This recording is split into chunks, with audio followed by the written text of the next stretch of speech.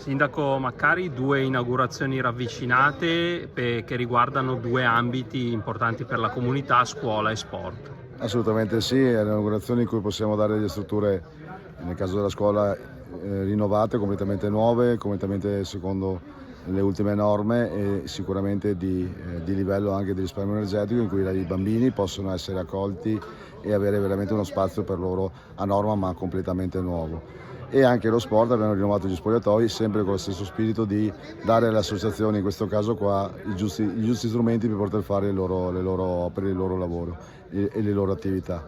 È chiaro che ogni contenitore che abbiamo inaugurato è vivo se viene riempito, quindi se c'è il contenuto all'interno. Come amministrazione stiamo lavorando, abbiamo lavorato sì sulle opere, ma continueremo a insistere perché c'è bisogno di lavorare sul contenuto, quindi sulla scuola e sullo sport, che sono sempre attività e servizi che diamo ai cittadini in modo che possano sia conciliare tempo scuola-famiglia, ma sia anche vivere la comunità e crescere nella comunità.